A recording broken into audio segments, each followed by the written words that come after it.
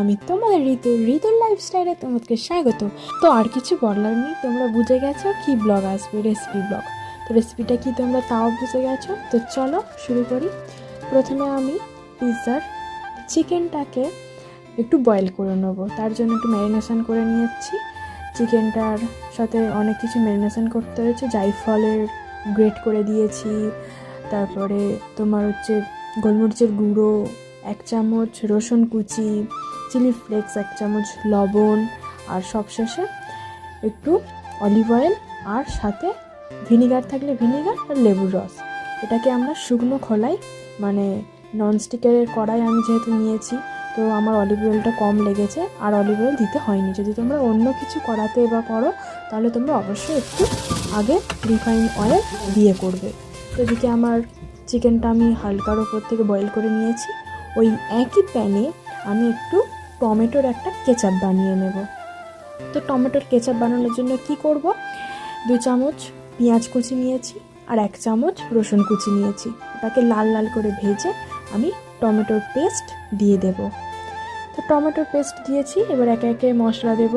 যেমন কালারের জন্য কাশ্মীরি লঙ্কার গুঁড়ো, আর একটু ঝালের জন্য গোলমরিচের গুঁড়ো, আর শেষে তো লবণ আর চিনি থাকবেই, ও দুটো ছাড়া অসম্পূর্ণ।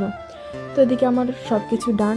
এবারে আমি আসল যে পিৎজার কোটটা বানাবো, আমি পিৎজা রুটি কিনে এনেছিলাম। পিৎজা রুটিটা করার আর বাড়িতে টাইম পাইনি, পিৎজা রুটি কিনে এনেছিলাম। তো ভালো করে এটাকে ব্লেন্ড করে নিই, কেচাপটা, টমেটো কেচাপটা পিৎজার রুটিতে। তো ব্লেন্ড করা আমার কমপ্লিট। এবার আমি সাজিয়ে নেব। তো ভালো করে আমি অনিয়ন আর ক্যাপসিকাম আর প্লাস যে আমি চিকেনটা বয়েল করে রেখেছিলাম ওটাকে দিয়ে সাজিয়ে নেব।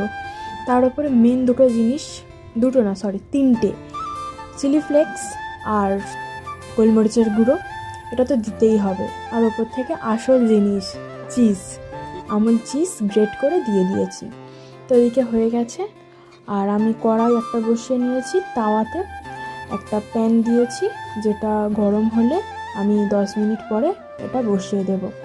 তো চাটুটা আমি 10 মিনিট কড়াটা গরম হয়ে চাটুটা আমি বসিয়ে দিয়েছি আরও 15 মিনিটের জন্য। 15 মিনিট হিটে থাকবে। তারপরে আমি দেখলাম যে 15 মিনিট পরে একদম আমার কমপ্লিট। এটা আমি প্লেটে এবারে সাজিয়ে নেব। সো এবারে কাটার পালা। দেখি কাটতে আমার ভীষণ ভালো লাগে, সেটা কেক হোক আর অন্য কিছু হোক। তো কাটা কমপ্লিট, এবার খাওয়ার পালা। আমি খাই, তোমরা দেখো আর ভিডিওটাকে লাইক করো। ভালো লেগে থাকলে অবশ্যই সাবস্ক্রাইব আর like, comment and share. Tata.